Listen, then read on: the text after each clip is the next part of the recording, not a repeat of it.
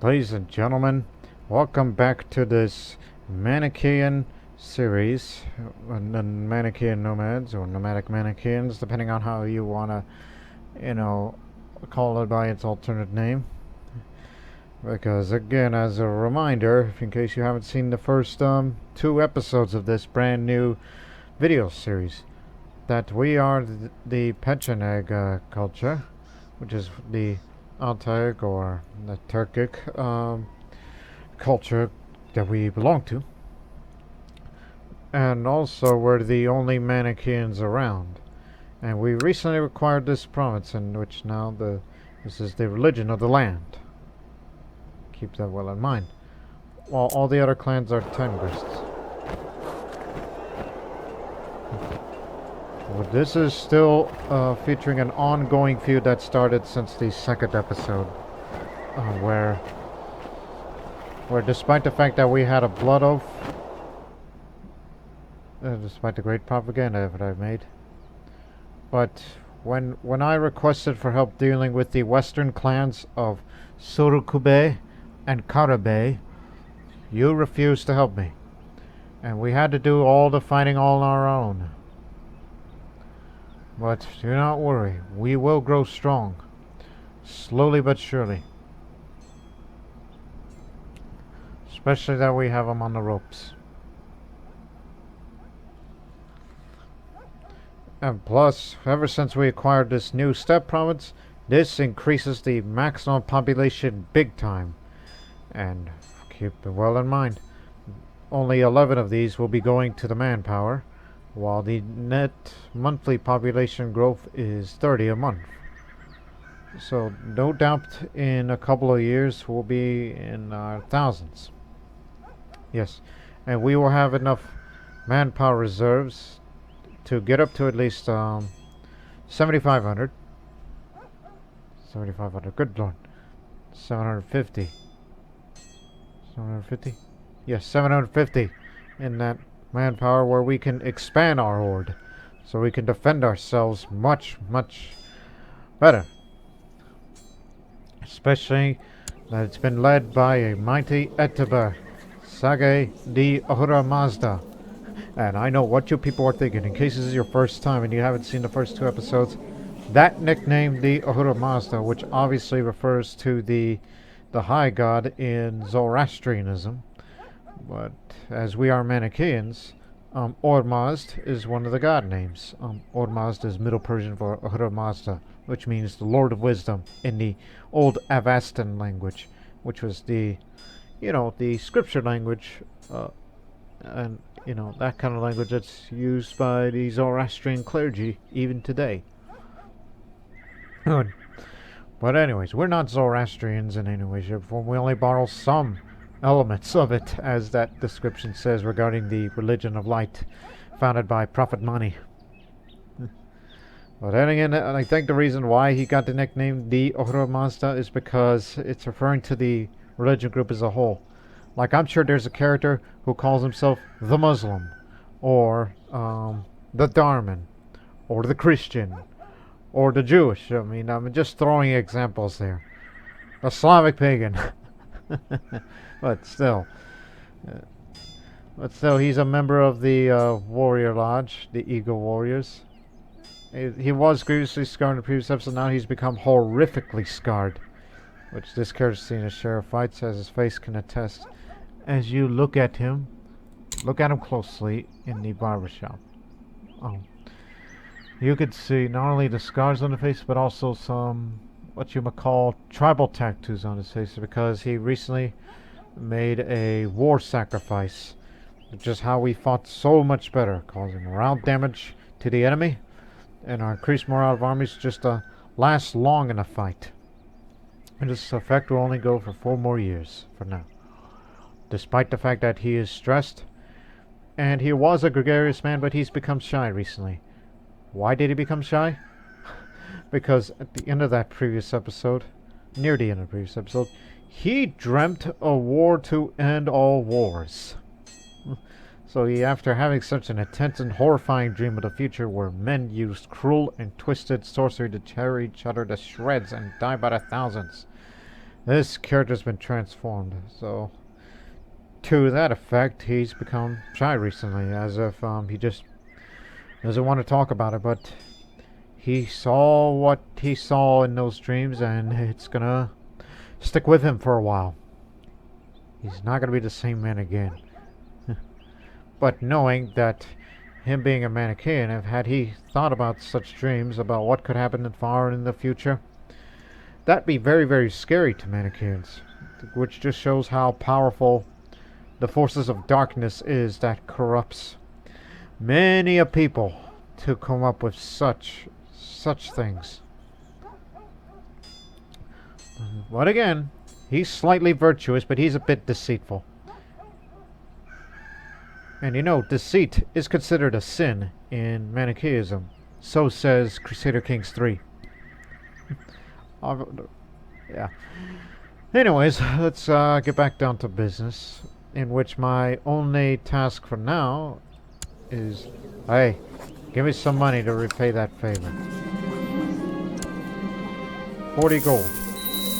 I still need a couple of more, in which we can create the Army of Light, but I still need some money left over, as I'd be spending a lot of prestige and money to form this Holy Order, which will help us out in future conflicts, especially against those Tengrist pagans, as we're the only Manicheans left standing in this part of the world.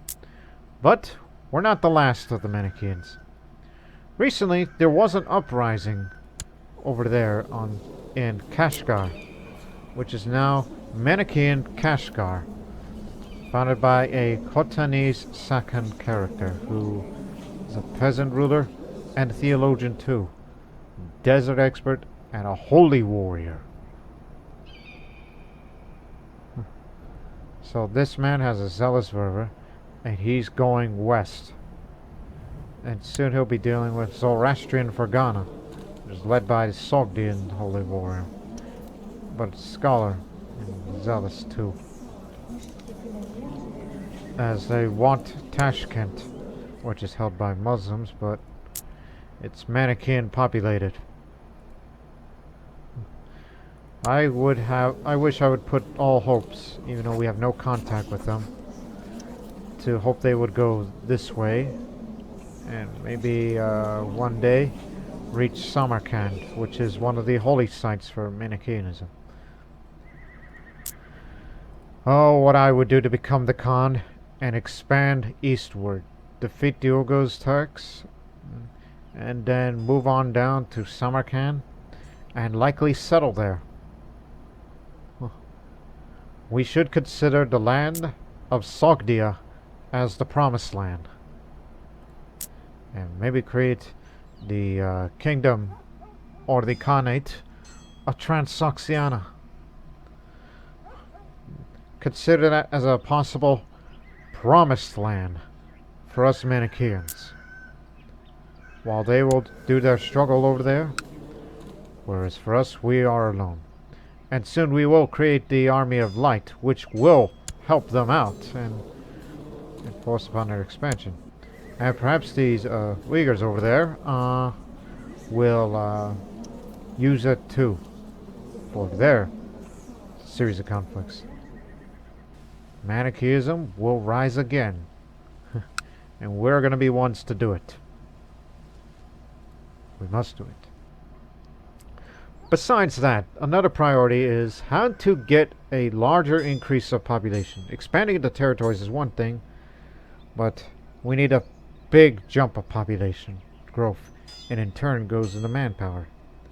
And I think I already figured it out.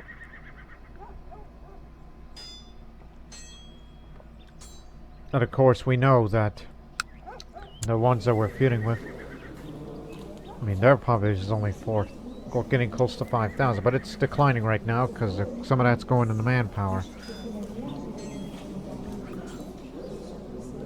And of course, them being Tengrist, that's just more maximum population and the limit. But all that unused manpower, the monthly manpower growth is plus 27. But they're not being reinforced here, so they gotta go over to friendly territory to be... No, actually, no. You get what you mean, but Remember, he's over there. He's serving the raiders of Abba, the Pechenegs group.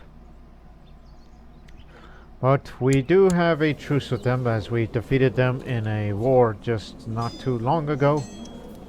And I would have to consider declaring war against their other ally, their other blood brother. Which that man is also just as dangerous in terms of personal combat skill. He may be one-eyed, he may be one-handed, and by next year he's going to turn 50. He's a duelist, formidable fighter, extremely dangerous he is. Whereas I'm not as great of a duelist as I used to because I am stressed, and I had a very horrifying dream, which I may not get over anytime soon. But first, let's have a duel for honor. Now, I don't know about it because I might get my tail kicked for this. Plus, this is their only province. And they have no horde. They don't have the money.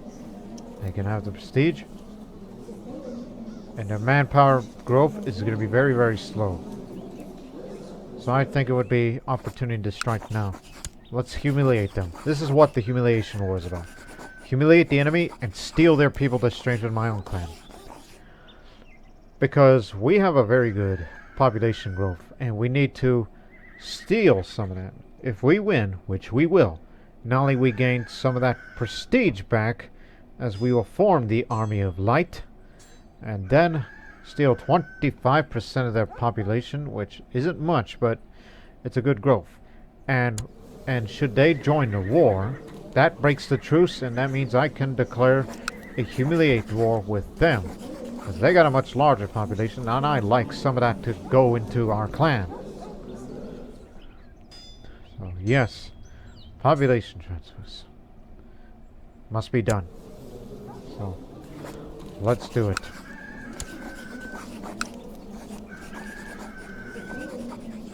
And yes, we have some prisoners of theirs, but none of them are willing to pay for it. Especially this is the daughter of...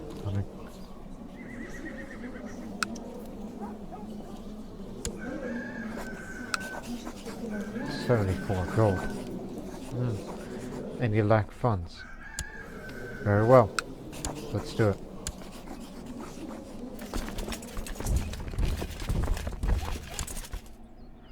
You take oh no, not this guy. I guess I have to take charge.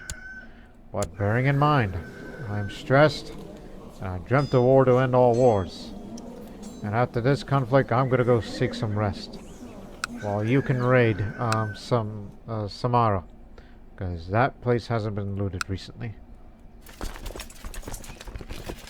So I'll be with you, men, for a good long while.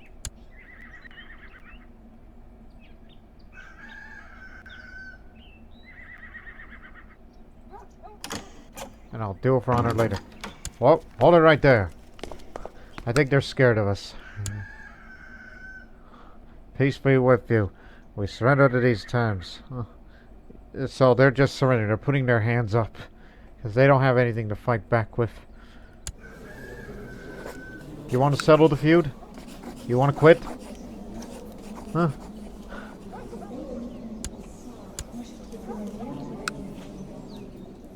I mean, the place is already looted. You're basically beating a dead horse. Which is a much more appropriate term since this is a horse lord's theme. Not yet. Sounds a little vindictive, but I'm waiting for them to join the war, and that breaks the truce, and then I could start a real humiliate war with them to gain the substantial population growth of what we need. And plus, capturing them may capture the, oh, goody. Look at that. He's dead. Murdered? Murdered by the Khazars. Well, that's a pretty shocking revelation. At least I don't have to fear him anymore.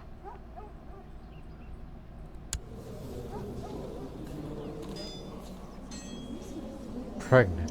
Dungeon. Hey, Hang on. Put her under house arrest. May that child be born in prison, and then we'll raise him as a Manichean. Yes.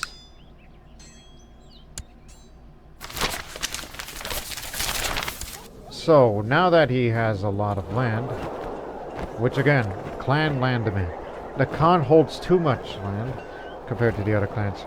He hands out 3 counties, or he might face revolts from the existing clans, or even see a minor clan rising up to seize its rightful position among the major clans. So we're going to settle the score with Karabey.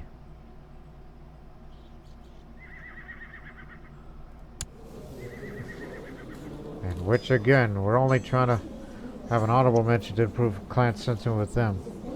Not to mention having a good opinion with them, as we're fellow members.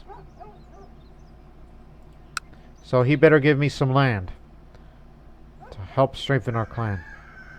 Anyways, during a meeting with the local leaders, I was surprised to receive an offer for help in the war I am involved in. This offer came in the form of levy of migrant troops based in Copriol. It seems the migrants are grateful for the treatment received, to feel that this war is their own, and wanted land to hand them. So.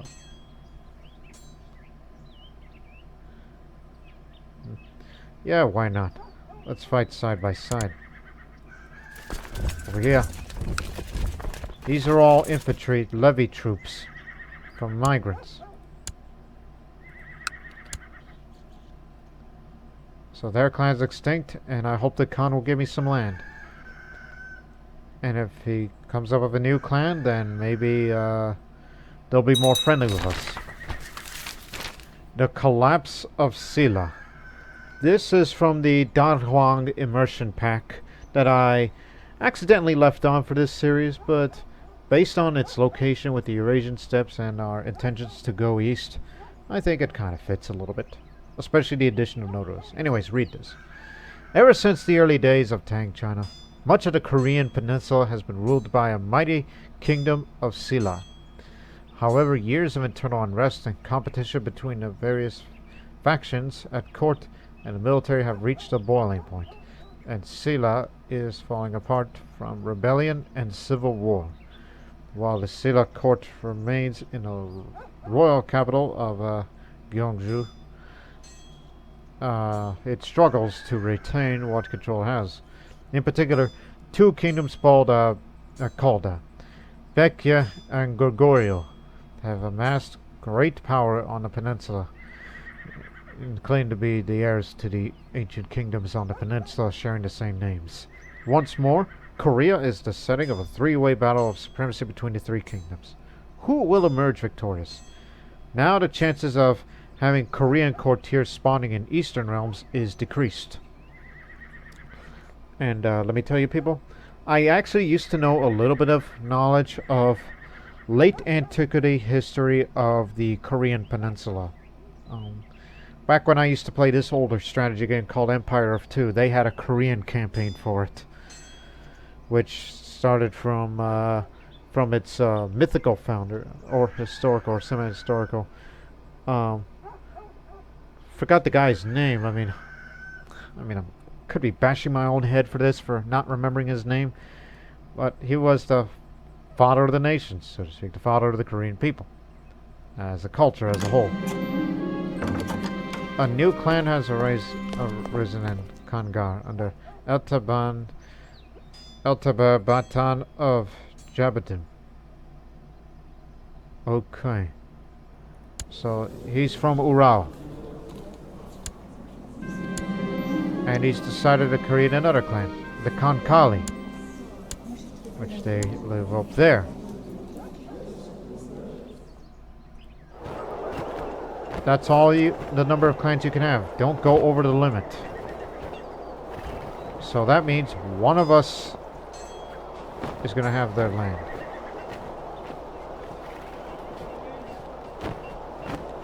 They respect us for the prestige for it.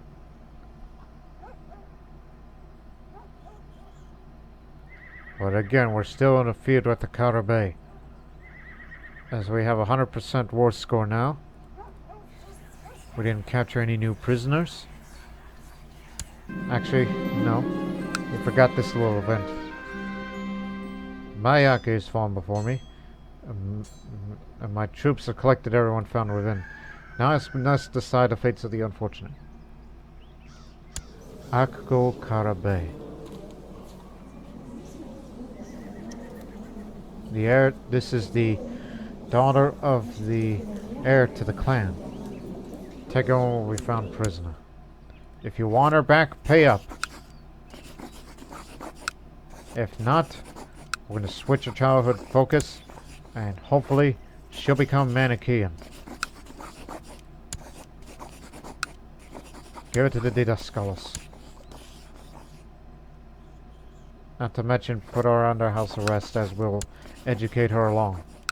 Again, it doesn't mean much, but it just shows how much committed that we are teaching these people that you must go to the way of the light. Your ways of darkness corrupts you. But I am not a zealous character. We just only want the people to see the light. That is all. And now, we'll see the population jump a little bit, but not as much as I would hope, because that old clan is gone now, and they're all scattered. Alright, good jump. Not to mention a lot of prestige to go along with it.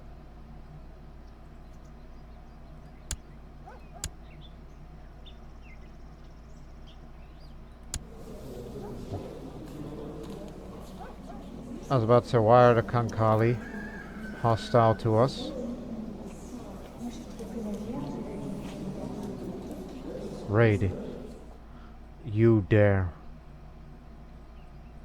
All of you.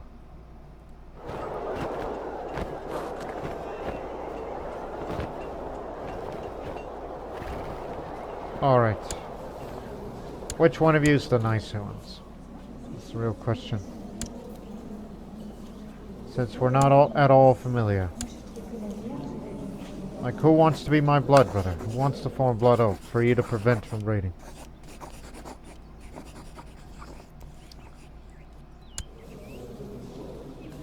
I would say you, because again, you need one. We're the strongest clan for now. I mean, we will be in time. For as long as you shall live, let us be blood brothers, because, you know, we need, I mean, you hold more land than the other two. So let's declare that so you do not raid against us.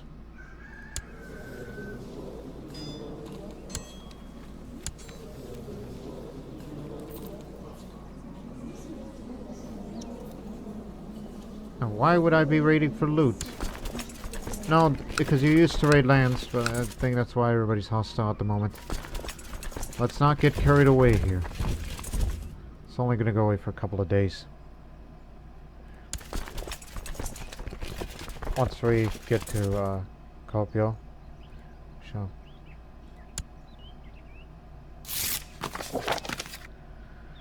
Yes, we're bound to be brothers now. Because you are the second largest clan.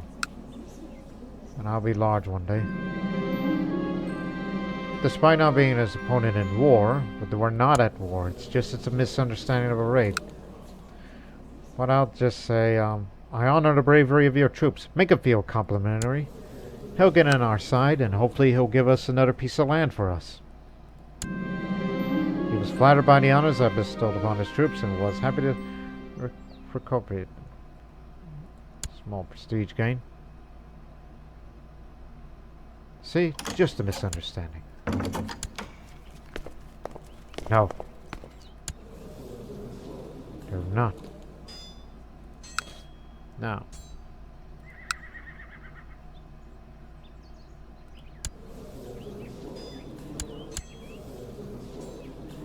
Now that clan is defenseless. Despite the fact that he's still a formidable fighter.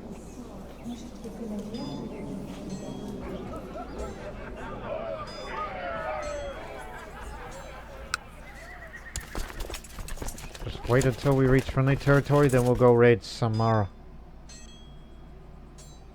To get some loot, if any.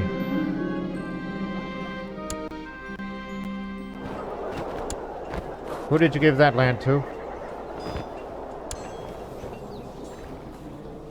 So I can understand those two.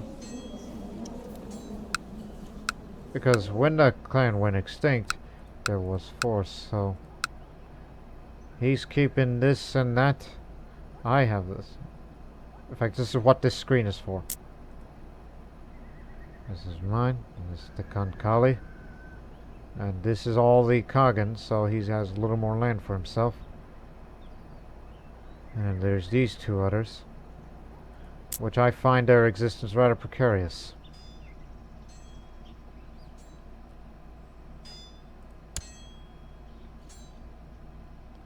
But remember, he still serves as a nomad tributary to Kagan Isaac of Khazaria. Alright, now go raid Samara for loot. You take the center, and you take the flank. What's the matter with you? Ah, get over yourself.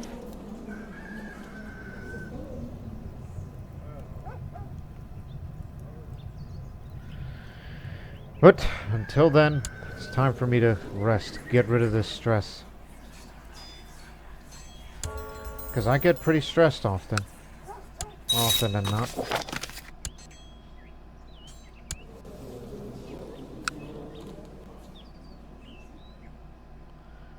Again, we need a little more money before I will form the Army of Light.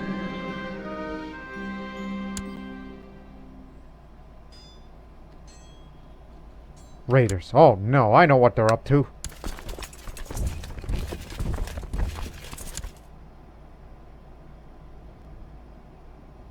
They're coming down here. Yes, they are.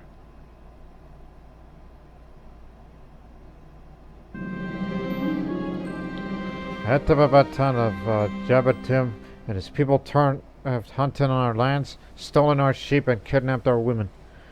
This, though they know very well the boundaries between our clans, they are truly despicable and would betray us instantly if given a chance.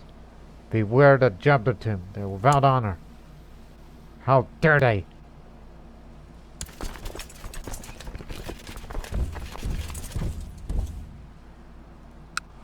But fortunately, we have been investing in some defenses, so it will hold them off for a while until our cavalry will get there. And I hope it'll do its job.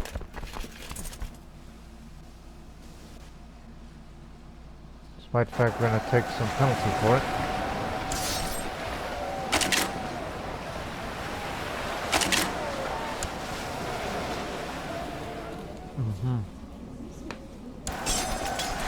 See what you can do.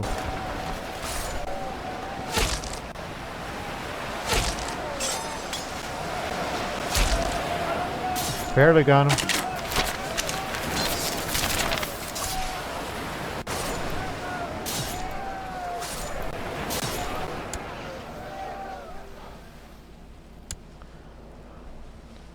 You're gonna pay for this.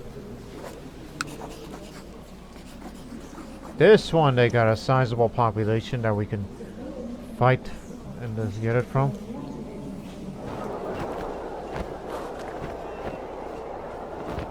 Now they're against me, but they do not have a blood oath with any of the other clans.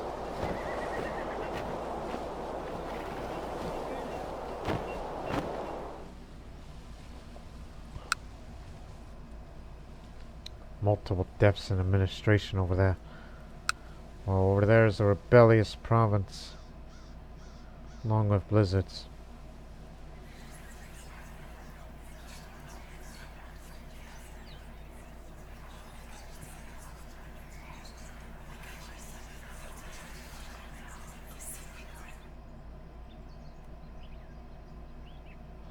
Unfortunately, we cannot suppress revolts, so this is going to be a real issue.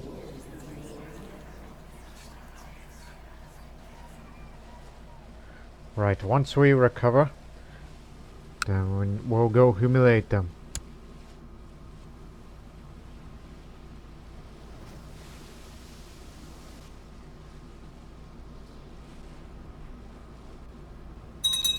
You just wait until I come back from resting out of my stress. Zervanism the Bone Squeezer and killed in a duel by this man. But do not worry, once I get rid of that stress trait, then I will be, just rest assured that I will go on a duel for honor.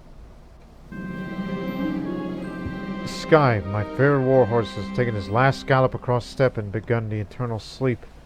It's time to take my farewell with an old friend that has served me well. Goodbye, old friend.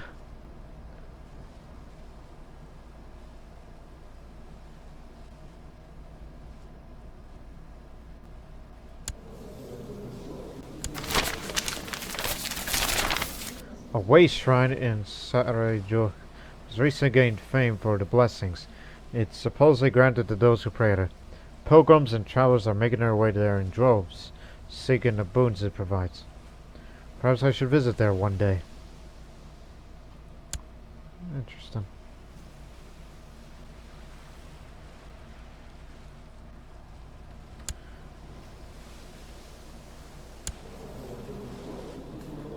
Karadak.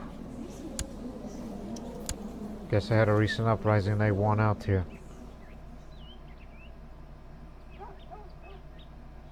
Derbent liberation of Samanda. Armenian Apostolics are from there.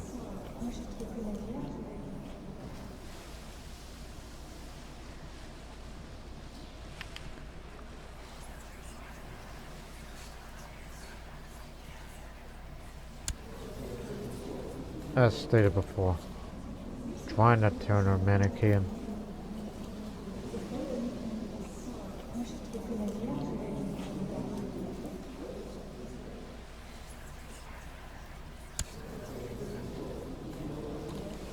Really? A woman with a martial skill.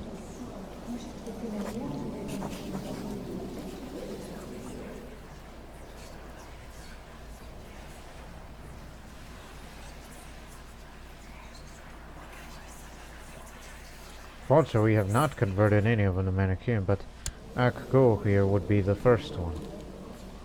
Because there's plenty of time. Alright, with our man power recovery in full, we shall go humiliate them.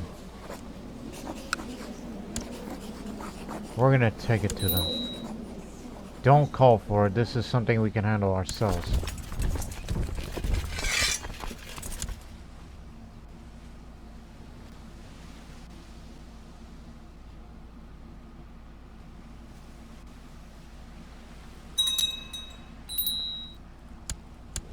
Oh, natural death.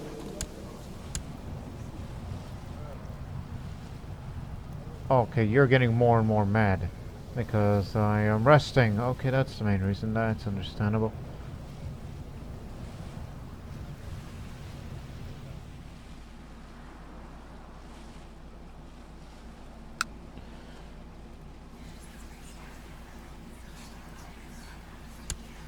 Let us invite a presbyter to court. We just need a holy man for once. Feuds us. He'll have to do.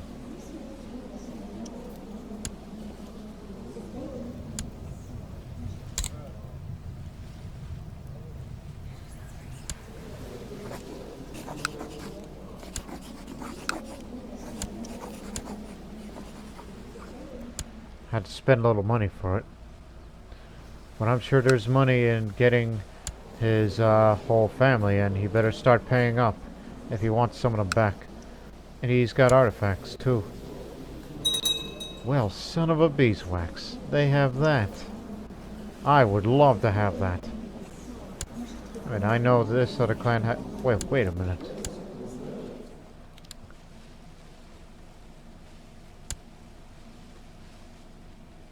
So it's like he died of cancer. That's from Gundut. Of Salgur. Yeah, he was from there. And it transferred to him.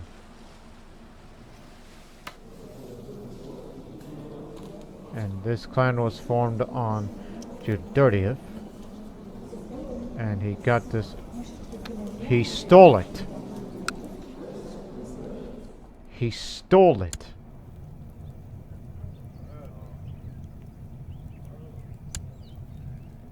No good son of a beeswax stole it. And here they come. They're going to be taking a river crossing penalty. Too bad I'm not there for it, because I'm more concerned about stress than anything else.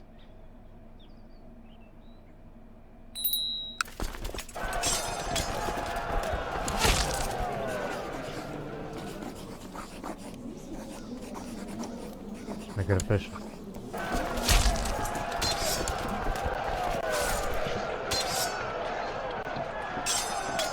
Oh, we're gonna lose out here. The man's mad.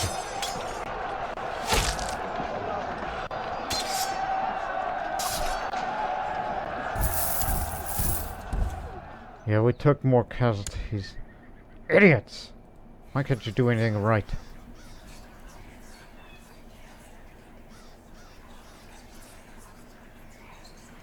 That's it. I'm coming out.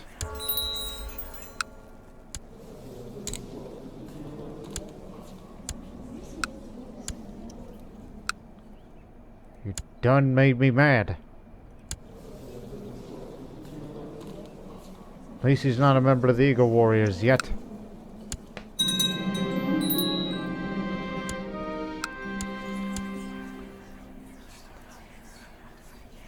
After this defeat by the forces of darkness from this clan, it's time to found the Army of Light. Found the Army of Light Order in the name of the Manichean faith. The growing power of the Manicheans can no longer be denied. With the aid of Elteber Sagay of Borutomak, a group of fanatics, peasants, and madmen have now banded together to create their own army to smite heathens and infidels to protect the righteous. They call themselves the Army of Light, and their holy mission is to fight for the cause of the good in the eyes of the Manicheans and drive out darkness of the world. A glorious day. And of course, as part of the Orders of Chivalry mod, now it's a joinable Holy Order Society. The Manichean faith has always been a sort of choir sung by the prominent figures of other religions like Jesus, Zoroaster, or Buddha, taking parts of each belief to form a unified whole. However, this is seen as a great heresy by all the infidels who will not hesitate to kill and purge all traces of Manichaeism. The Army of Light will protect the spiritual world from the heathen who live in the darkness created by their greed. I bet you like that symbol. You know, they combined the Christian cross along with the Zoroastrian Faravaha.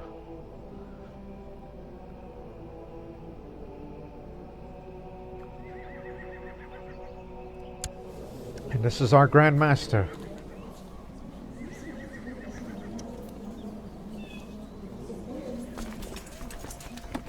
We don't have enough karma for this. But think about that. In a situation that becomes unbearable.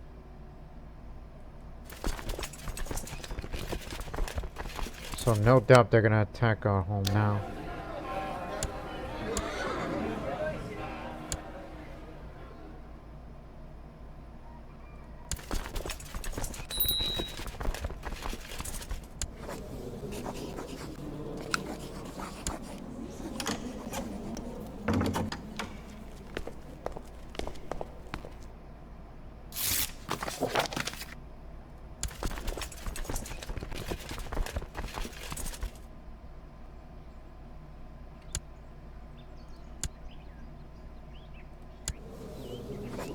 Oh, no, I have to resign from the council. I must join with my men. I find it rather important. You'll rule the day.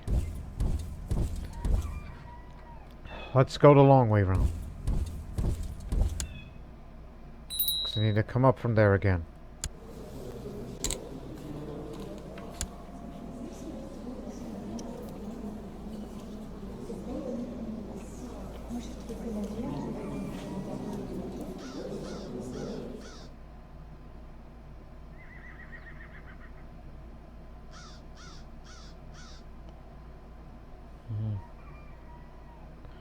Not sure. Just for now. The 5 children deal. Alright, let's get started. Despite my lowered fertility and combat skill.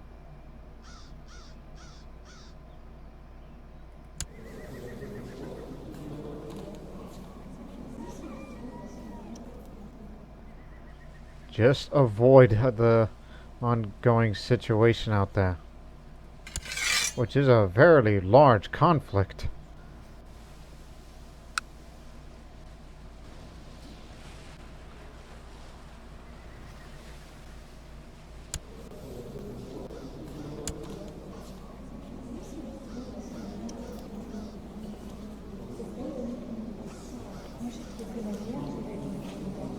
That's gonna be an issue.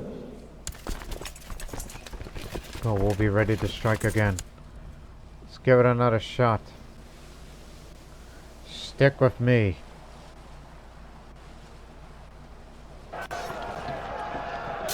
You will know the power of the eagle.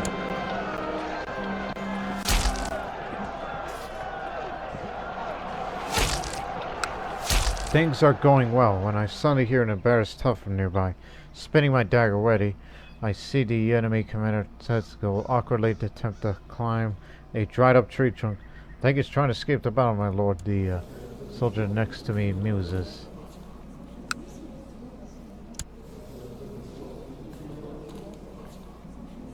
Come on, you brave man. My opponent looks nervous, his armor a little ill-fitting. I briefly contemplate if we were to do this another day. A moment later, I snap out of it, letting the fresh morning air sharpen my senses instead. The staunch man is soon on the ground, groaning in pain. I will show no mercy this time, because they bested us once, and now, with me, never again.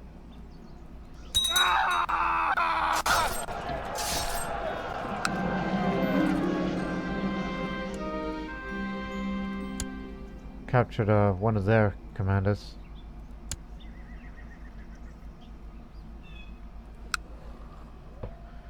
Payback.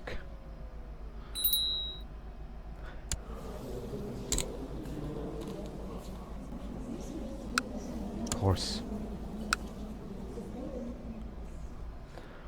Again, had things not gone your way, could have called an ally, but I was just being too overconfident.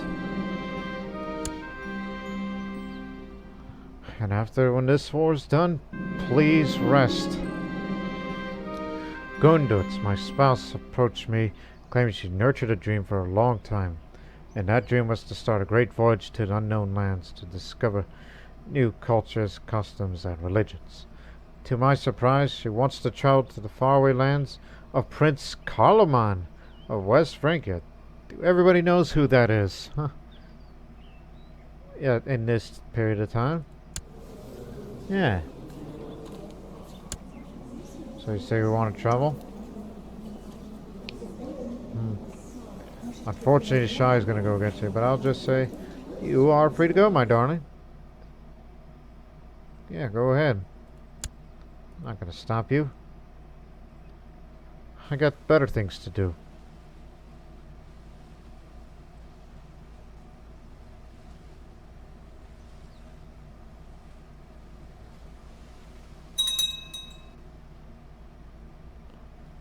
Much better.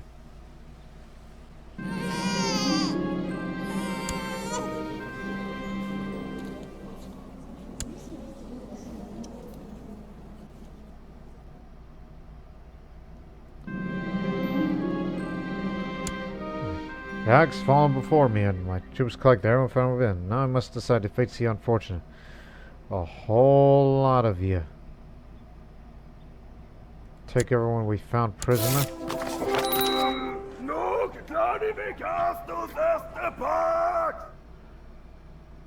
There will be peace in our time. And that would mean after, when it's implemented, that means it'll be peace for the next 5 years. So there will be no more wars between us? But does that mean we can still raid each other? Yes, let's use this peace.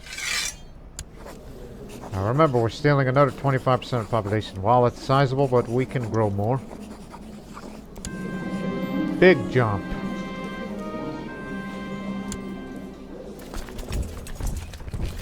Now, for the love of Zervan, let me rest. And if you care about the well-being of others, pay up.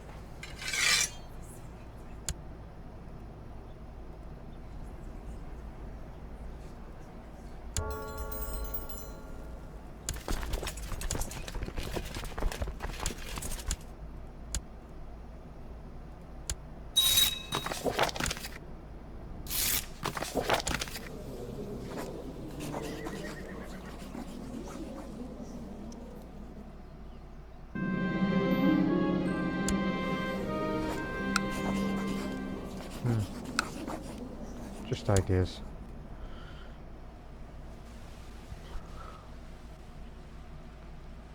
Definitely gonna increase the maximum manpower.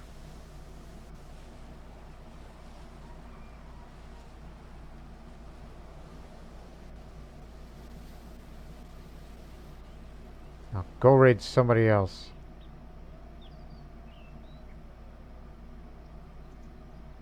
As they're enforcing realm peace.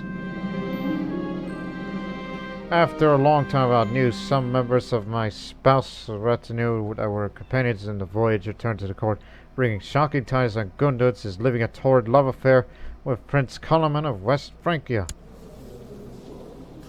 What the son of Louis the Stammerer? He's abandoning me and our life together. Meanwhile, the marriage is considered a religious conversion. And a religious conversion are being considered. My goodness, I've been swamped. I'll take the big prestige here. There's no reason to become Rafa Cruel yet.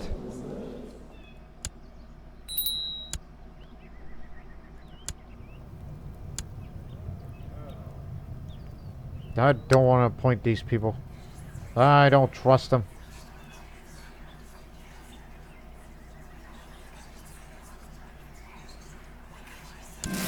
Give me an intriguer.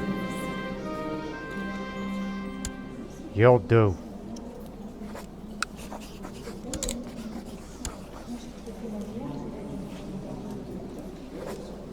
And I'll make you the Ishad. The title is given to honor highest ranking generals. Such may be regarded as a mark of honor. Just to get in our side. Not to mention the man's got a calm voice. Crud.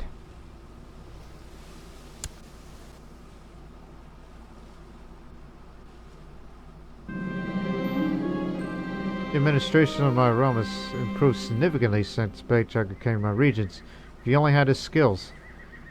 Amid grunt of approval, as I'm just resting. It's like I'm trying to sleep, dang it. Not gonna have a duel for honor until the stress goes away.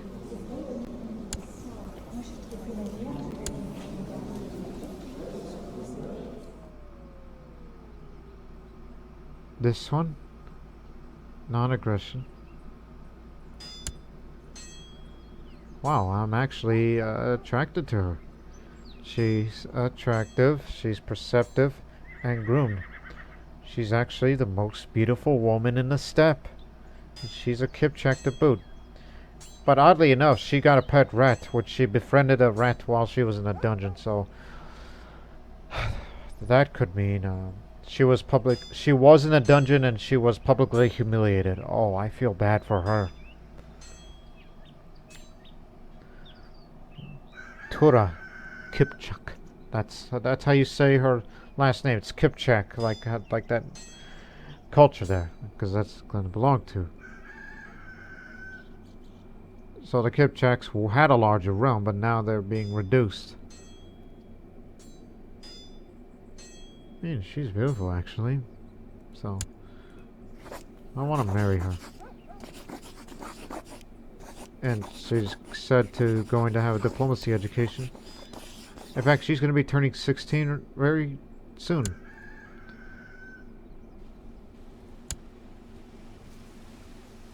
But bearing in mind, I'm resting. Her education's finished. So she is an underhanded rogue. In addition, she's not only attractive and groomed, but also is perceptive, which has a sharp and possessing excellent senses and intuition. And she is only content and humble, so is what it is, but keep in mind, she's a Tengrist. And may not like me now because of a couple of different reasons, appalling diplomacy, resting and all that. I mean, that's one thing. But soon we gotta get to know each other. And I'll make you the Kundu, traditionally high-ranking official in the Khan's court, bestowing someone's sign of approval.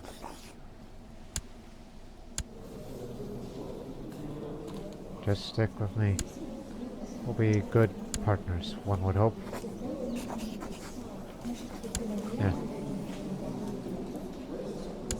You don't have much intrigue as compared to my former wife who left me.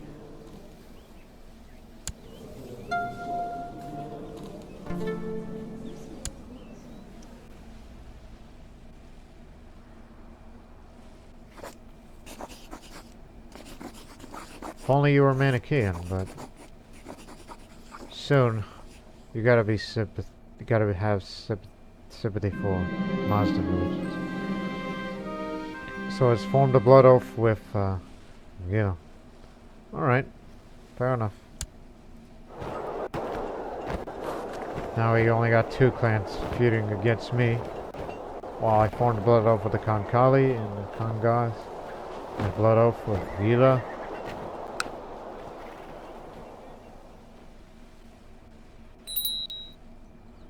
Realm, peace, and force. Nobody inside can wage war against one another. So it is a time for peace. But they can still raid, so we should be just be up on our toes.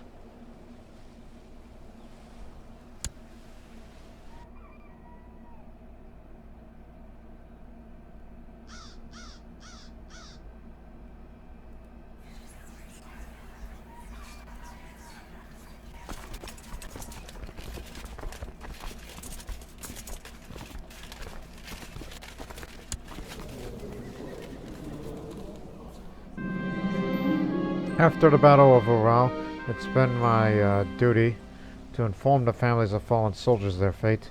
At night, I still see the hatred burning in the eyes of a teenage daughter. I know it's not my fault, but I've destroyed their lives. Again, it makes sense for him having a PTSD moment, as what they would call it here. That's because, again, he dreamt of war to end all wars. He hasn't been the same lately.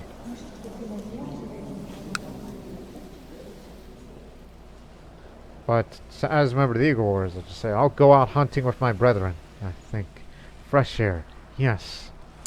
An honorable mention. My trust to Yazi. Port success from the clan of Kanga. Their elders now like the Borutomak a lot better. Should you ever expand, please give me more land. I deserve it. Instead, you just create newer clans.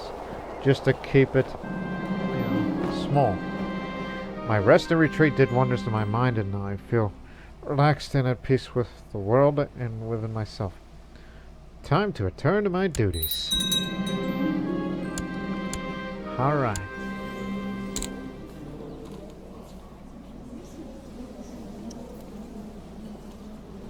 Still like to have another child.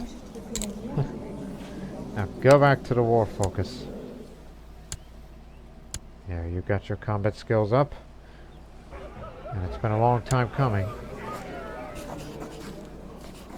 Oh, he's won a duel recently, so just wait a couple of months.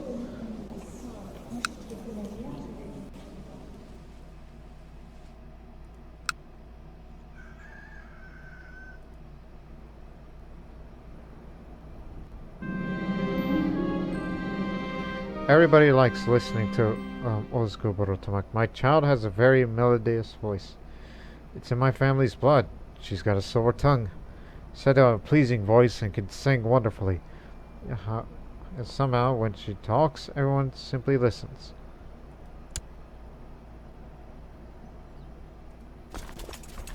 Let's strengthen our clan a little.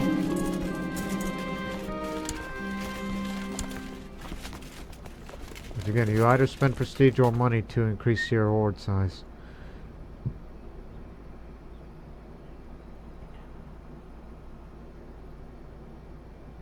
And we spend little money to this horde, but now you need to spend some prestige to go along with that.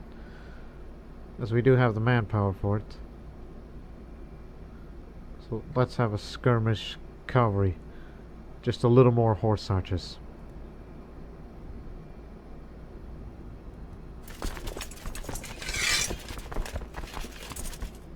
$625.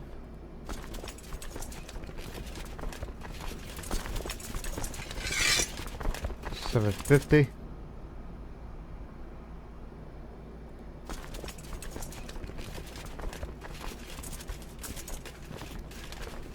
And let's add a Marauder Horde. That's 125.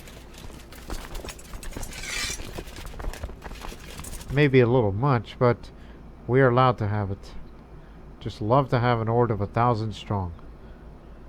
And now we can have a third commander on the flank, which seems rather precarious to me.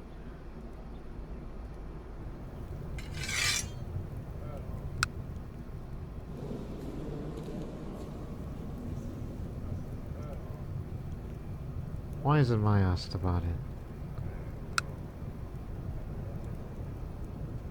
But anyways. So we'll use up that manpower. But I'll take off command for now. I'm actually the heir to the Khan of the Pechenegs. And oh boy, this might happen soon. Okay, let me tell you people something of how this works. Apparently he made a mistake. He's supposed to lead it, but two of his children and one of the grandchildren who's actually become the chief of Kaleam over there. I guess that's where he went. There used to be a host that originated from there, and then he went east. Which makes you feel envious. I wish I could do that, but no. Not like that. And the reason for that is, one is a child, in fact, just born recently, last year, child of a concubine. And since he does not have an adult heir, and I am the one with the most prestige out of all these clans, I am eligible to be the heir to the Khan. And get this, man has dysentery and he is bedridden. He's incapable. The timing couldn't get better. That means the Kongar clan will lose its role as being lose its importance as being the overall ruler of all the Pecheneg culture.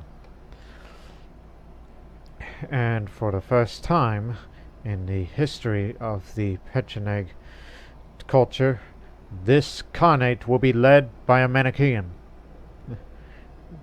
Will be its second independent Manichean state in existence. Just as we were increasing the size of our order. And that would also mean I'll probably have some of its land, but that's only if they went extinct or something like that. Yes.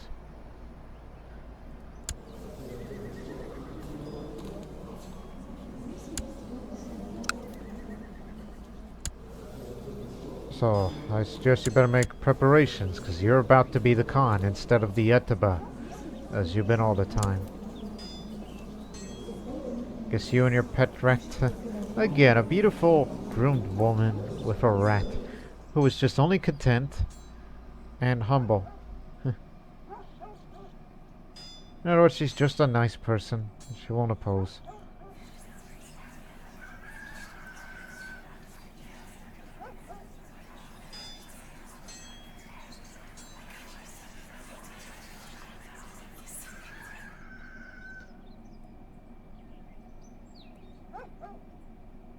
You want your mother back? Pay up.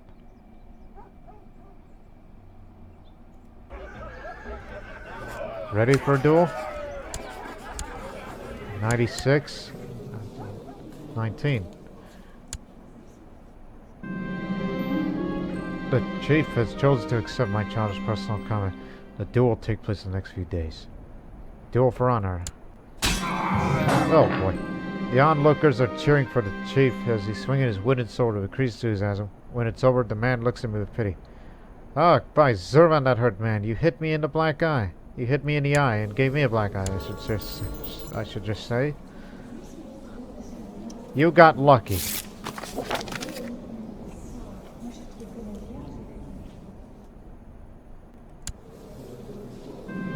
Again, I'm about to be the Khan.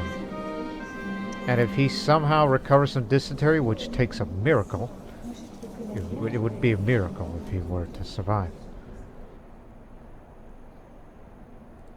Let me see what traits. 1, 2, 3, 4.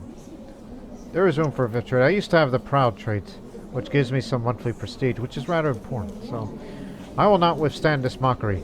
You got lucky.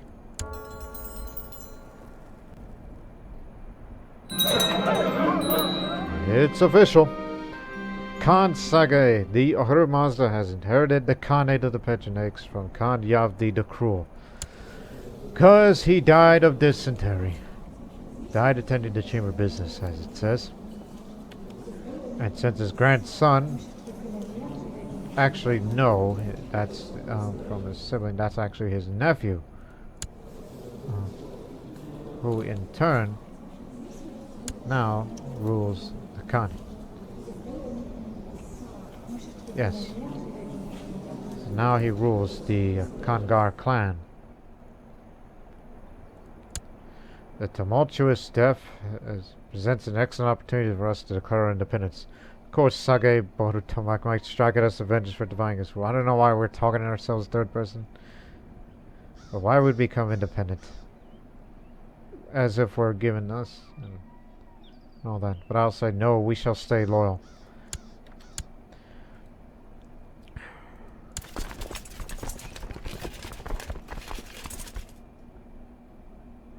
What is this?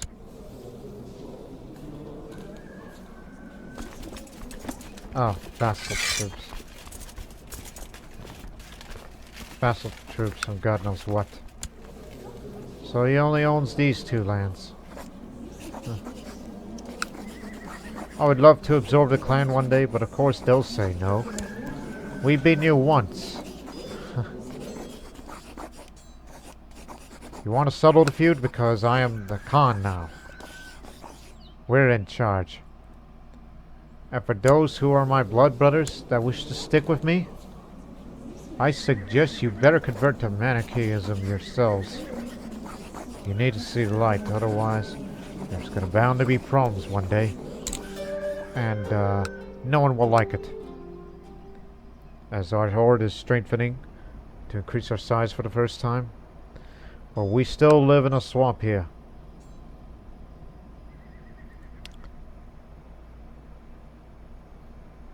But keep in mind, we still pay tribute to the Khazars. Because they are a powerful entity. They may not look like much now, because they're reduced horde, and same for their vassal ally of theirs. In fact, Isaac passed, killed by rabble 2 years ago. And this is the new Khagan of the Khazars, Zebulun. Which, if I had my druthers, like say, if I were to free from the tributary, I could do that. That'll give me prestige and stop being a tributary, so we don't have to pay as much to them. But in the meantime, these are the two advisors, including one who is rather unruly, because this is the one we're feuding with and defeated you before.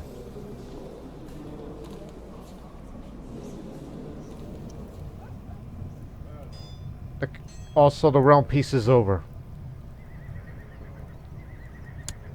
I think. Oh gosh. You're all mad at me. You desire You desire this land? Who gives you that right? Duchy of Ural. Well, you're gonna have to fight for it. Because if I had my way, then... then I would. Yes, huh? So. Now, as it's good to be the Khan, but it also creates new problems. Where did my presbyter go?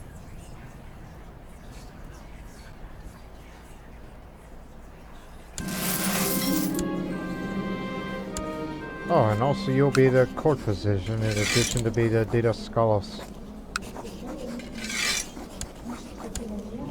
You know, you're rather a bit paranoid, but still.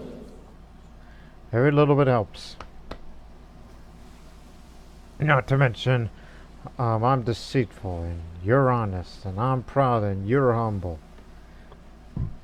We may not share the same vision, but trust me when I can tell you, the future is going to be better for us Manicheans.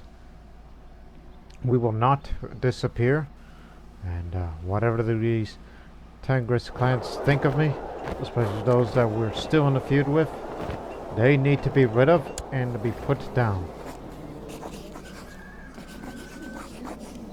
We can't absorb this clan because we have a truce with them.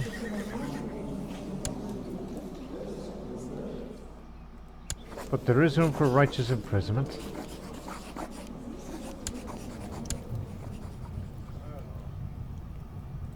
Guess you'll have to do.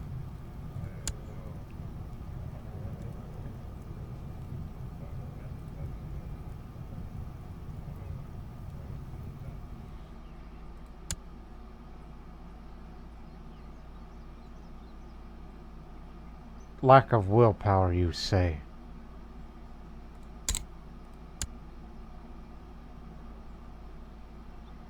You know, my wife's not good at it, but we need to put her in the council. But still.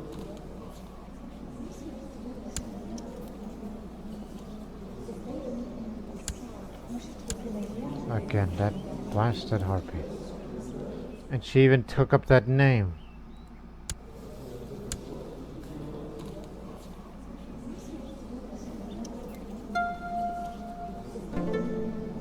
Guess we never really liked each other.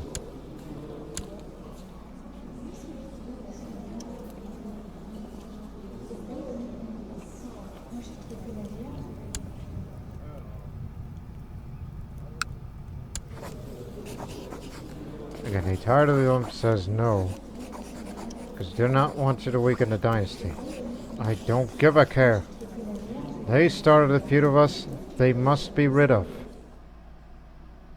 And he wants to kidnap me. He is a danger to society. And I don't care if this is tyranny. We have to get rid of the bad elements. I mean, it was to be expected.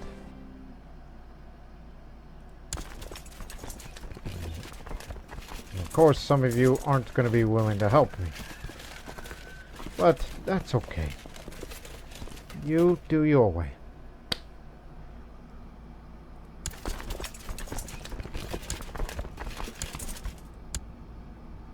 Osgo and Yazi will be there.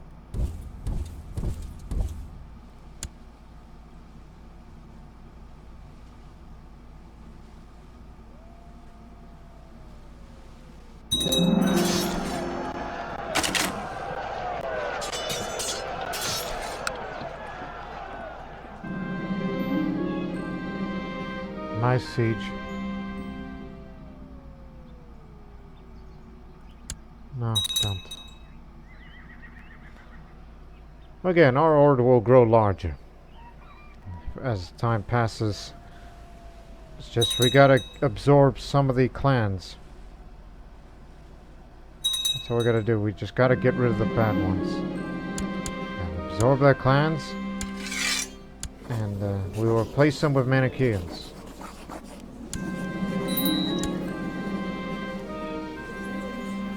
Pay up, all of you.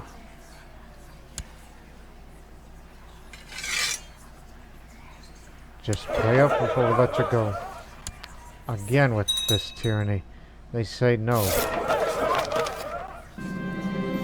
So that means you are really making these people mad. Tyranny after tyranny after tyranny. You're making things worse.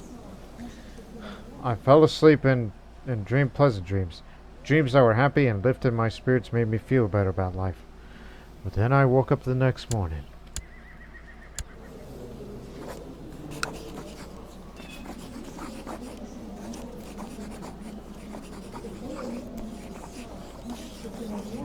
You. Whatever happened to us? We used to be such good friends together. As far as I'm concerned, you should be going to the Holy Order, just a way to get you out of here. Or make you become a monk, so that way you're not going to be in a council anymore. And that's another way to get rid of him. Tell him to get out of court.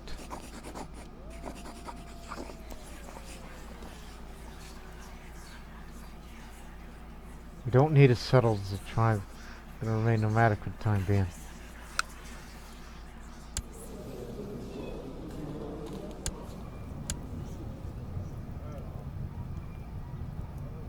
Yeah, I still can't get over the fact you killed her horse. But if it gets them all riled up and make them mad, at least it'll be justified.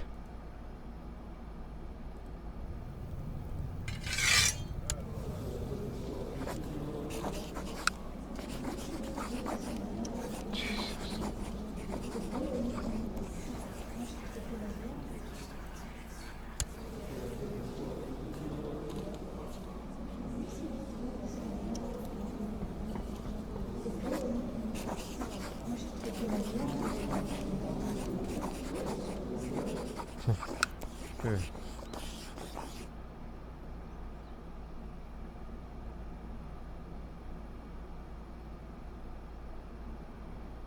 To not weaken the dynasty, that's what you're worried about. As I said, we'll get to know each other a bit better as time goes along. But as long as characters remain in prison, then things will be fine. Not even women house arrest. Okay, fine. All I could say is, go to hell, the rest of you.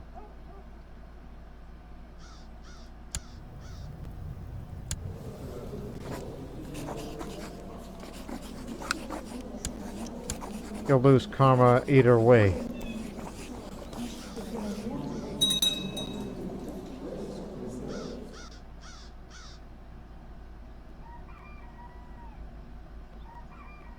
But leaving them here would be a danger to the society as a whole.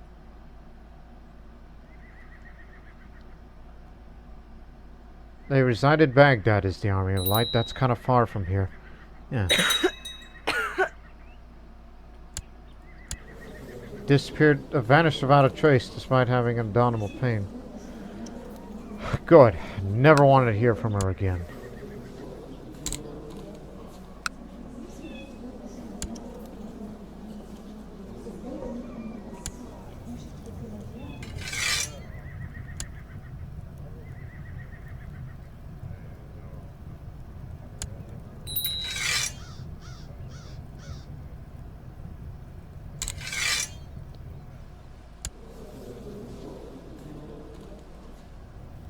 Get rid of those who have lived.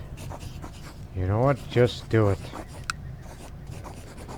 Or just be patient and try to find known plots. But it seems none of them are of any real danger, especially that's from other realms. I mean, I wish I could find a loyal spy master, but that would be hard pressed.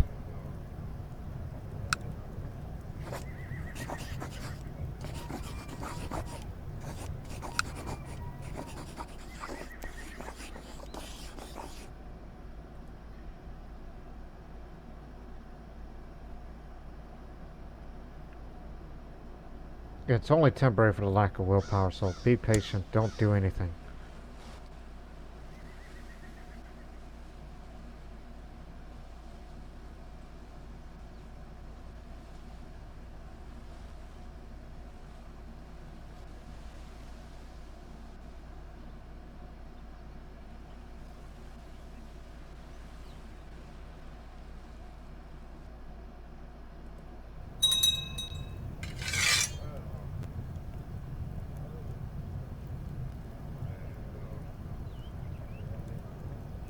You know those ones that were blood brothers too? To them, we should consider.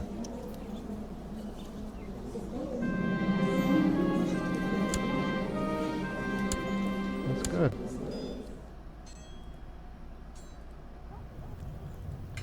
Would you like to convert? A cunning plan. While I considered the stability of my domain, I started toying with an idea. How about addressing the local peasant leaders in one of the provinces and bend the troop to improve the stability there? How about telling a fantasy intermingled with true facts to sweeten the peasants' mood? If someone calls me for what I truly am, a liar, I counter truth as rumors, or better yet, let's call it fake news. Sounds nice, huh? Well, I'm a deceitful person, so this may work.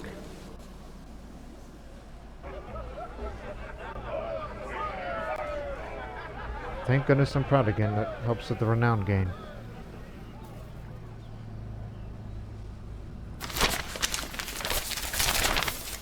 It pays off to be deceitful.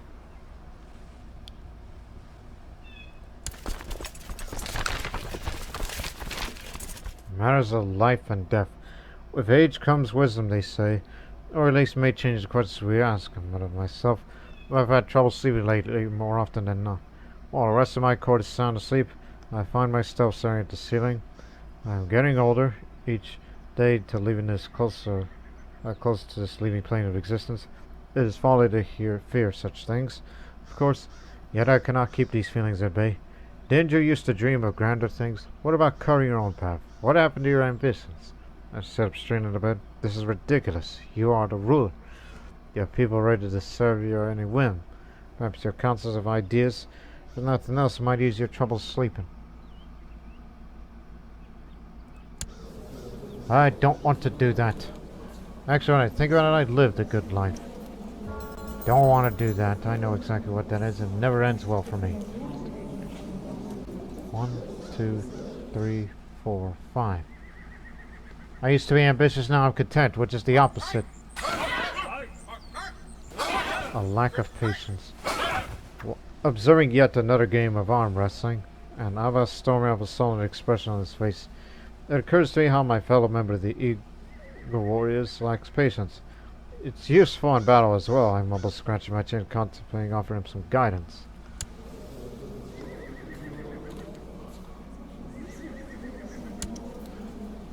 This man needs someone to show him a different way, so I will offer him some guidance. Every little bit helps. That I would become a hero eventually.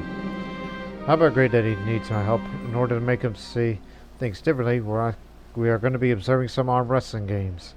And hopefully we'll teach the man that fortune comes and goes. And I hope that my spirit is the only permanent thing in this world. I don't have that kind of money. Let's not get carried away here. Didn't become humble.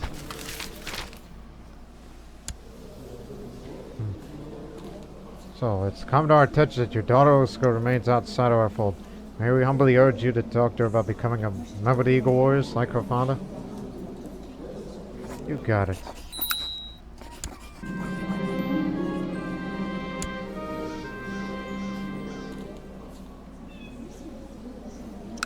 My young daughter smiles broadly at my encouragement. Thought you would never ask. I'll contact Optimus right away, Father. I was just waiting for you to be ready.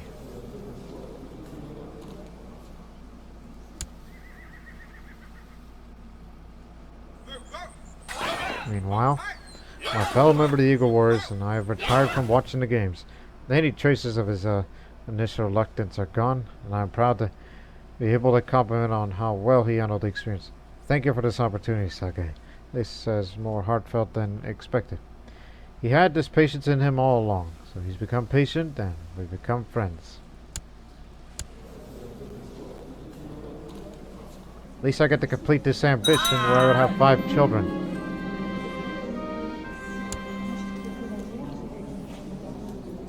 I think I know who.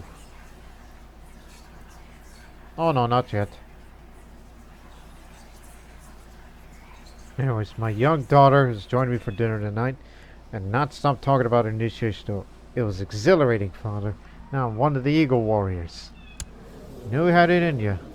Even though she kinda got wounded and lost the duel, but still. No longer wounded. Does anybody want to go up against me?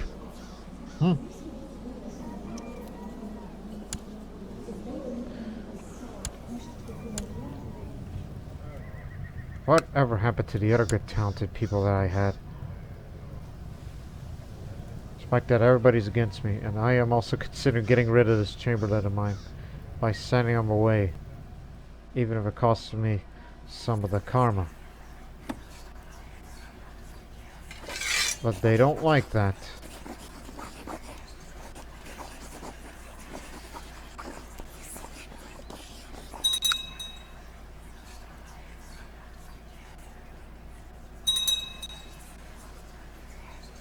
Looters have completely destroyed the trade post in Nizhny Novgorod.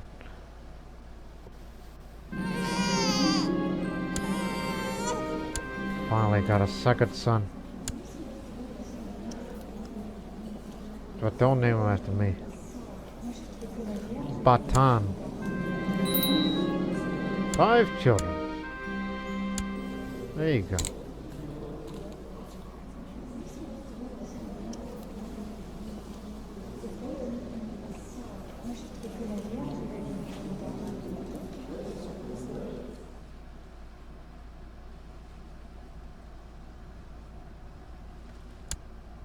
Like to win a war.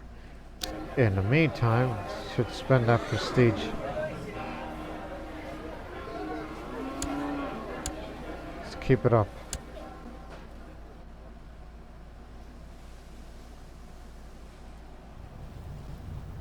One of the advisors has passed. But I'll make you the advisor. Stick with me, blood brother. If we are blood brothers. No, not anymore. Because you're actually the new guy. Because Keegan just died recently. Okay. Maybe I should write a letter to Khatun Tura to try to convince her of my good intentions. A forthright message is what she needs. Okay. How do you like to form a blood oath? No? Ambition.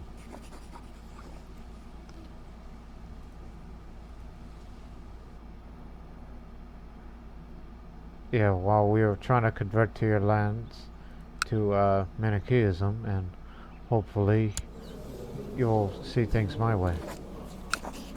And I'll make you the Ashad in addition, just to see if it's enough.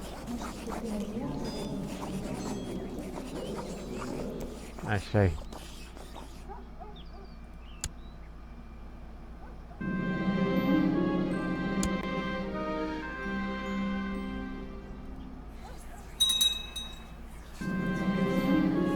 The gods have caught the mere Amishvaran of Zervanite Chorazin. Yeah, what? Zervanite Chorazin. These are Zervanites.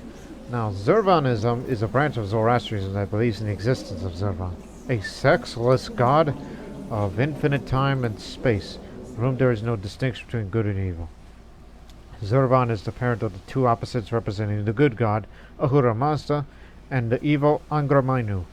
Unlike normal Zoroastrianism, Orthodox Zoroastrianism, for which Ahura Mazda is the supreme being, Zervanism is where they're divided by 3 schools of thought: ascetic, fatalistic, and materialistic.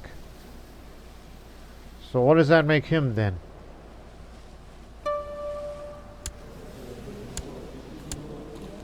It doesn't say, other than they had a peasant revolt for the Zervanite faith. And you try to steal one of my artifacts? Oh. How much money do you make? Plenty. Alright then. In this case, put you ungrateful fools. But at least you're with me. But it's Mentagay he's the issue here. We need to get that man out of here.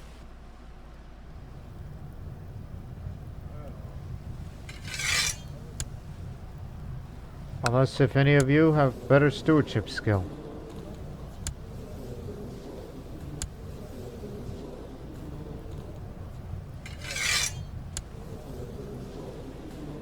You'd be a much better steward.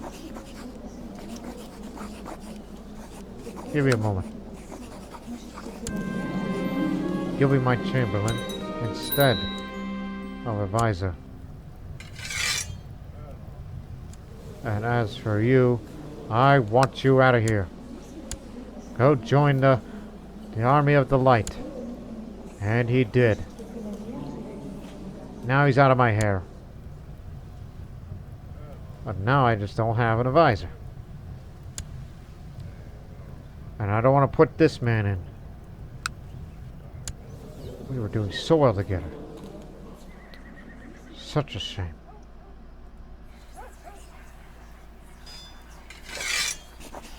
Now they say yes. We'll get a little money out of this. There'll be no more tyranny around here. After you pay up, then we'll absorb this clan and appoint a Manichean clan.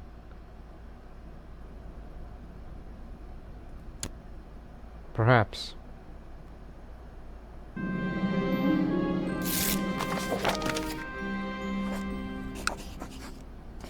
No, we cannot, because, well, one's a malcontent still.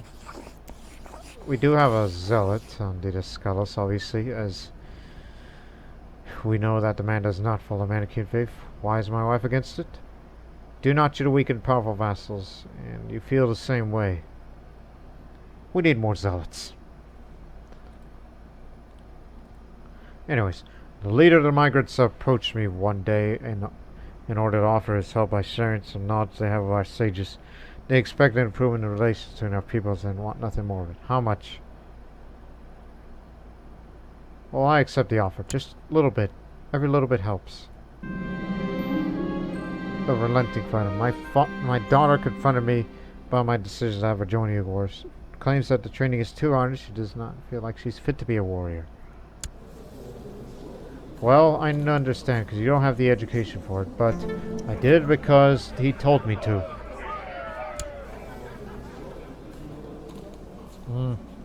You are my daughter and you will obey me. She's gone depressed. Don't give a damn of your opinion.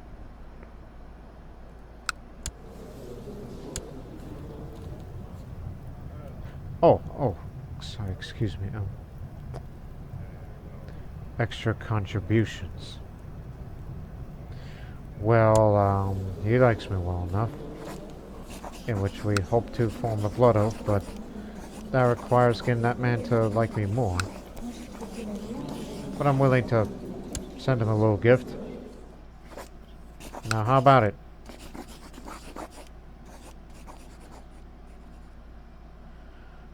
We'll get to know each other a little better. Because we need someone to remain loyal. And otherwise, that's why we're sending our Didascalos to try to convert those people up there, of these Manicheans.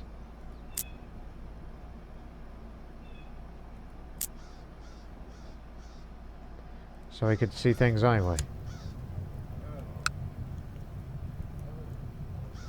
We just need more holy men, that's all. Speaking of which...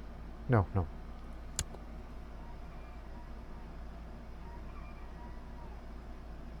There are other ways. Since our last fight, she's been very gloomy, barely even speaking to me or any of her friends. Forcing her to keep training to be a warrior might not have been the best decision on my part. She will learn to love it.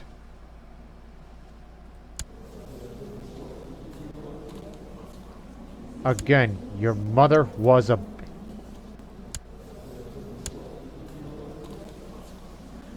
But at least you'll be a much better wife than I could ever imagine. Word has reached me that an ambitious adventurer is gathering men for some sort of attack on my territory. I think of assassins. An adventurer threat in the next 2 years. Akaba. He's from Arabia, so he's from over there. Aha. So that's where I come from.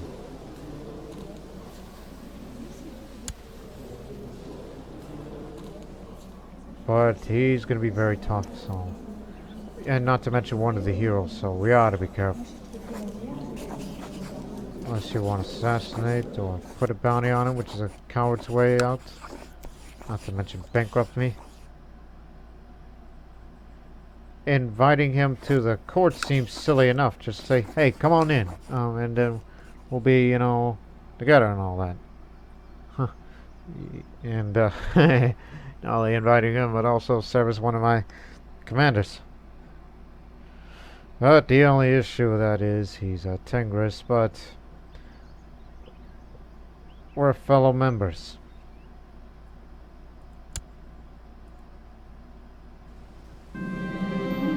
It's with sad hearts that I was informed that my daughter suffered a miscarriage.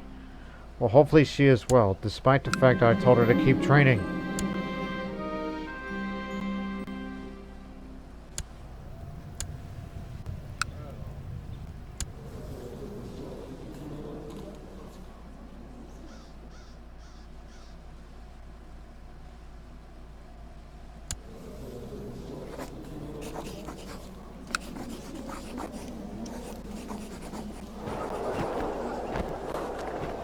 Tell you what.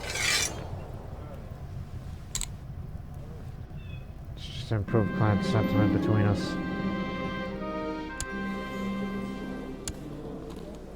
He's been having a headache for a while.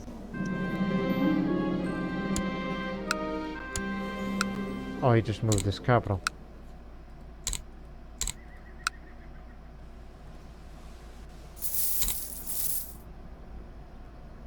Got the money, but now wait for the 14th of July to improve clan sentiment down there.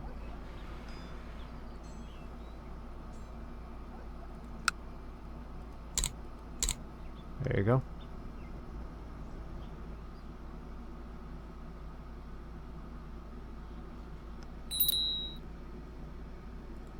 Who dares? No, no, no. I gave you money and now you want more? The things I'll do to you. But the problem is, they're scared about weakening of vassal, do not weaken dynasty and all that. I don't care, the man's committing a crime. We need more Manicheans in the court. In fact, there's room for that now. We need a soldier, we need a bureaucrat, and a priest, all that. All of you people.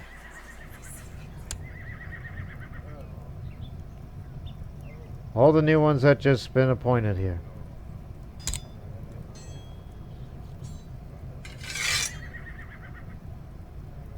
And a man's adaptive. Oh.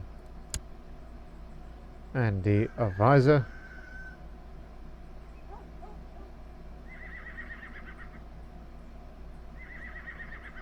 Again, it's the merciless thing that's an issue. You be the advisor. Now, what do you say? Divided.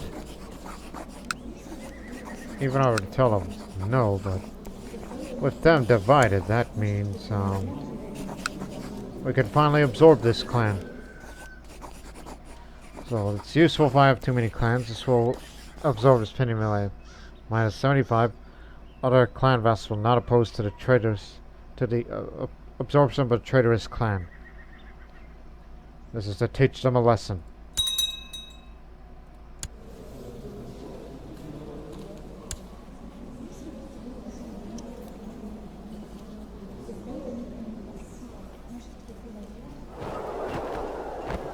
No clan land demand. All to myself. Not to mention excellent grazing land. And therefore, even bigger jump of a maximum population. So we got him.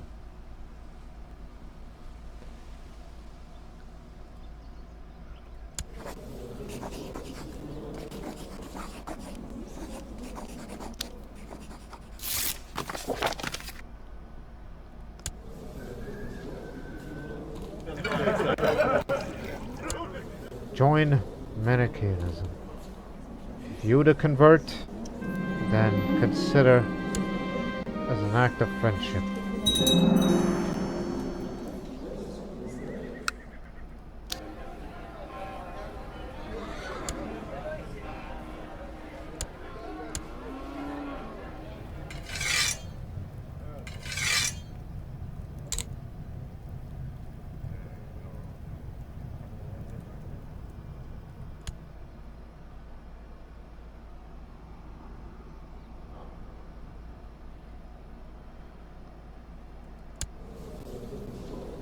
Wonder what land that he wants.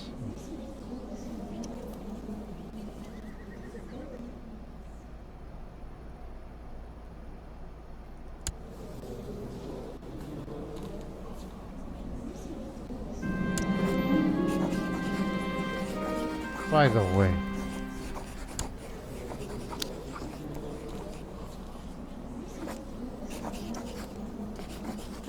let's say if I were to execute him. No one will care. But the real question is, will I get to have this artifact? This is what we do with traitors.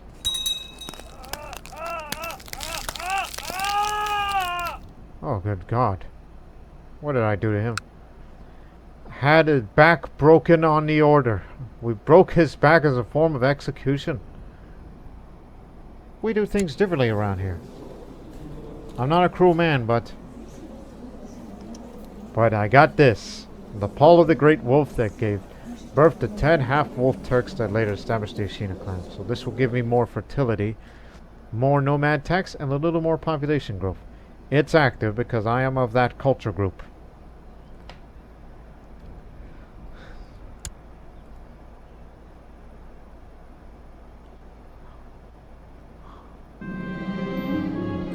Population's growing faster and faster as the months pass. Not to mention the fertility, which makes it more likely to have more children, especially with concubines. I'm going to enlarge it. I think these days have really helped me in getting Tura to know and appreciate me better. We've passed most of our time in my pavilion discussing the most disparate topics. I'm just gonna say like that, I'm shy because ever since I dreamt of that very, very barbaric war that we feared that may or may not happen one day.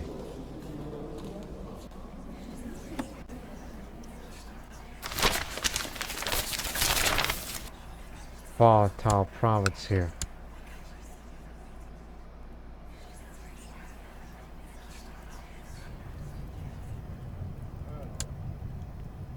I was supposed to appoint this man as spy master, but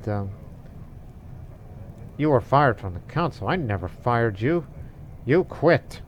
That's what you did. You quitter.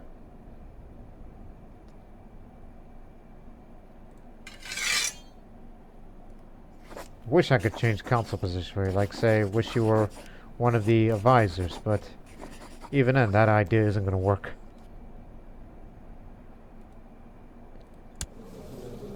And I was about to say, with an accord from myself, it's like I should use my didascals to convert her to Manichaeism, so we can get along a little better.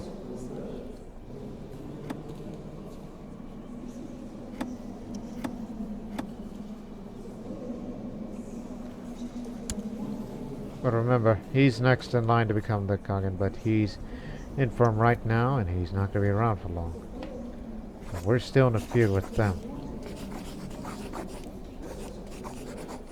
But remember, we can't imprison him because he hasn't done anything that deserves that. If we ever fight the Yugos one day, that's very risky. Because they are far more numerous than we are.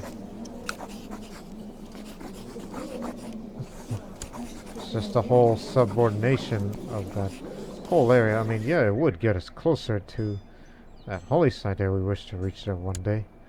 But it's rather to go this way.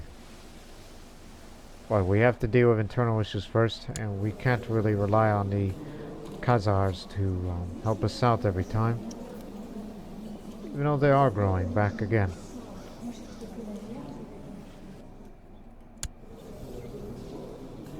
And raiding is always risky. I mean, this area hasn't been raided yet, so we should. Go ahead. I mean, there's nobody here now. It's all to me.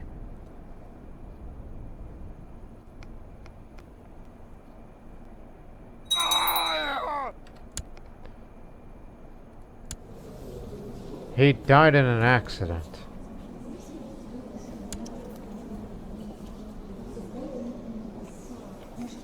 Fortunately, the man is craven.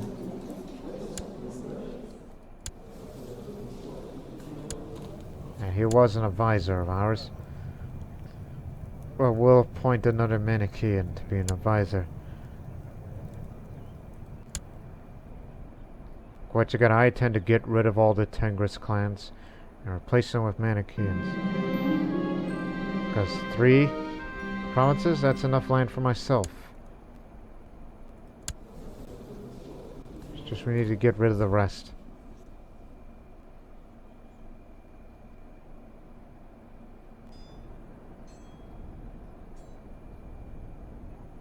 I mean, we figured it's about time that we loot, because we need money.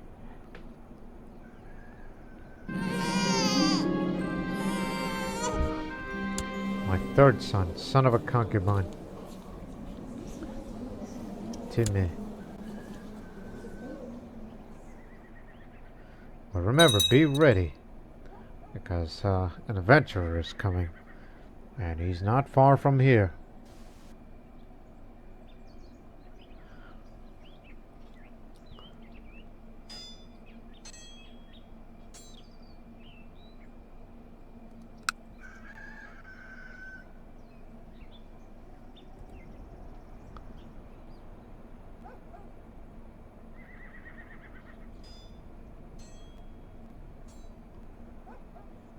It occurred to me that my wife is feeling somewhat gloomy as of late. The burden of unborn child is surely causing some hero unbalance that is affecting her mood. I'm sure she'll be fine. I can't offer that kind of money, and that lowers my karma. Once again, I'm not the most religious person. I'm just only doing it what's best for us as an existence of the only Manichean clan in the entire realm of the Pechenegs. A duel for honor with the chief, and yet they call him the Feeble. My apologies.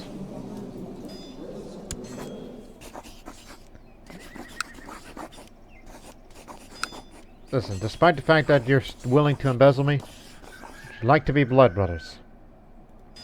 So that way we can have an understanding between us. Oh, what else did I had in mind? I lost my train of thought, but like there was another thing I was supposed to do regarding the management here. Other than Manicheans for all? Clan sentiments? That blasted man over there that needs to be dealt with sooner or later?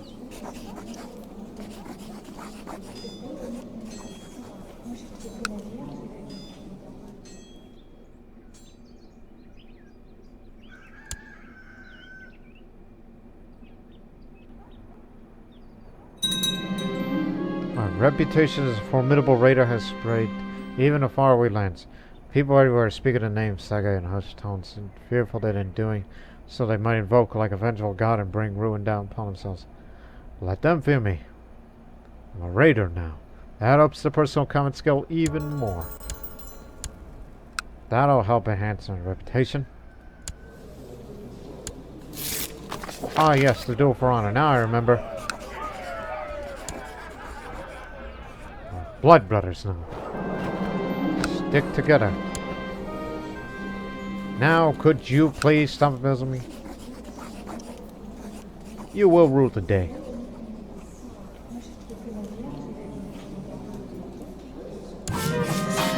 The fight has gone on what feels like hours. The initial confidence I felt has begun to wane.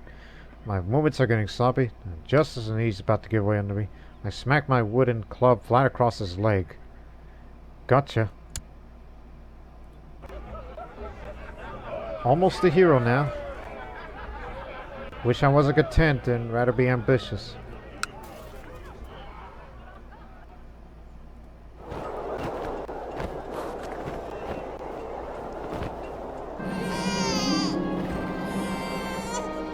Sepla. Sepla or Setala? How do you say that name?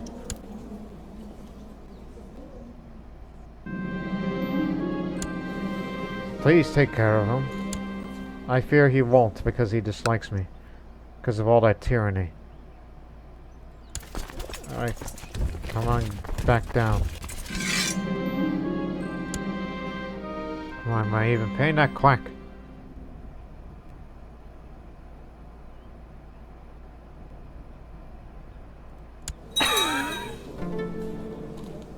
Died of poor health. Damn fool.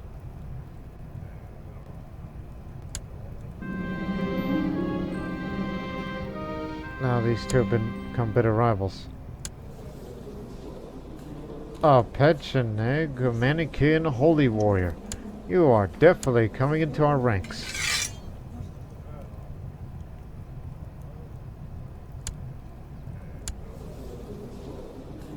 Because we need someone like you. In addition, although I'm kind of hesitant on it because that would make my wife hate me a little when I fire her from the council.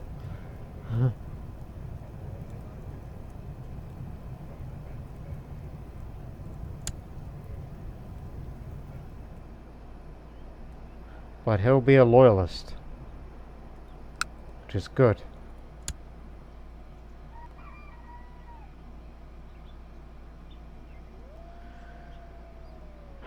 Right. I know this episode's gone long, but we need to deal with that adventure threat first. And try to rank up hero. Our table is already full, veteran. Are you saying you want to fight me for the spot? Khan Bekluk Tegan rises from his seat, idly cracking his knuckles, taking a step forward towards me. Power naps. Held a nudge. A duel? Yes. That's what I'm saying. My masterful short sword fit well in my hand. The wind blew gently across my face. I moved gracefully and struck once. I did not need to strike again, and left him lie on the ground and went to celebrate my victory. He is the Khan of Kipchak. He's my father-in-law. I don't want to kill him. I'll just say I'll take it I win this fight. Have some respect. We have a non-aggressive pact with him. You have proven yourself worthy of the Eagle Warriors. I admit defeat and hereby step back from the title we may not acquire. Use it well. Thank you. At the age of 39, I'm now the hero of this story.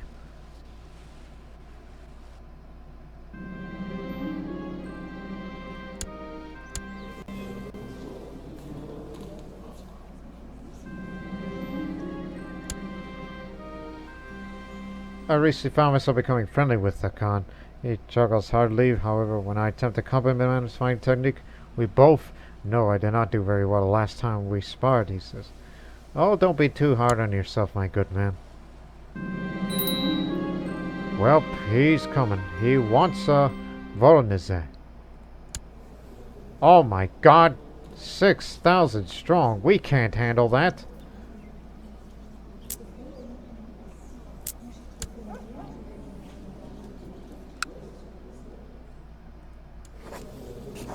Help us out with this. And I know some of you don't want that, but still.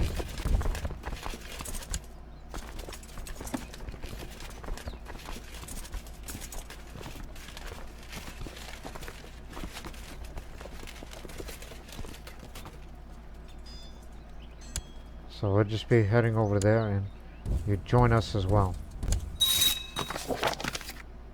How dare you? Some tribute, some suzerain you are. What do you got against me? You're at peace. And yet you didn't find a...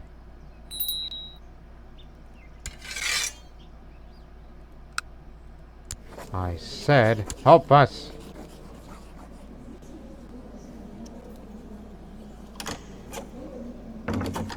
Alright, I'll be there for you if you go be there for mine, and yet you cannot. And I will not commit to yours. Bastard.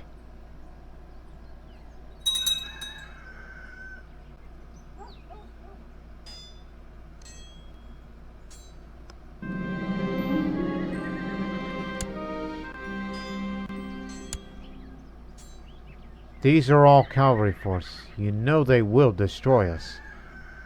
And he's gonna form his own tribe or his own nomadic realm.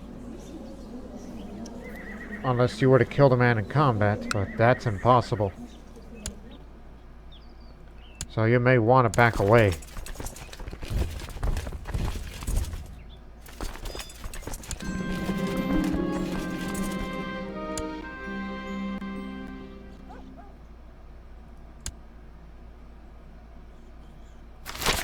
Will you just give him the land? I mean, I'm gonna take a pretty big prestige hit, and he's gonna have all this land to himself, but those event spawn troops are not gonna go away anytime soon. And that's the scary part.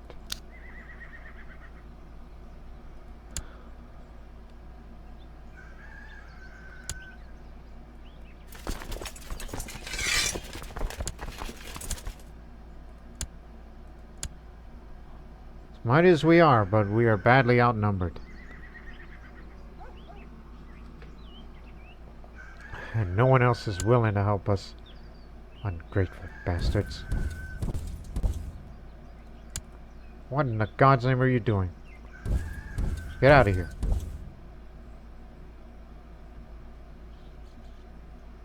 Trying to avoid combat as much as possible. It's my main issue with them. And we cannot have the army of light ever because we don't get enough karma.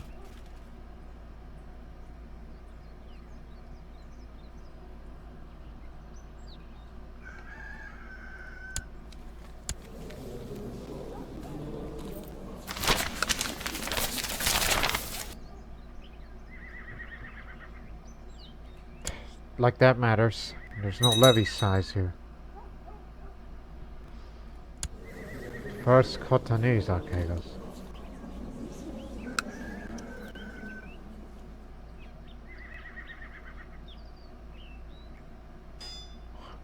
It seems you're just gonna let him stall for time. It's not gonna kill his, there's no attrition with that. Even when severe winter rolls around. It's not gonna go kill his, you know.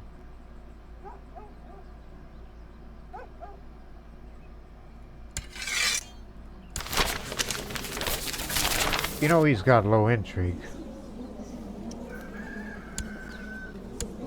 You know what? That's it.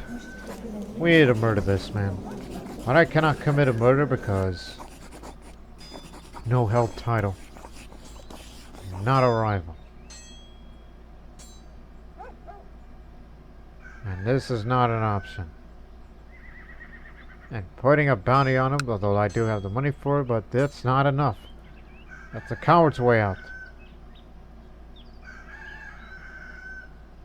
And he's a fellow member of the Eagle Warriors to boot, as he is one of its heroes, and that's the scary part. One of the heroes.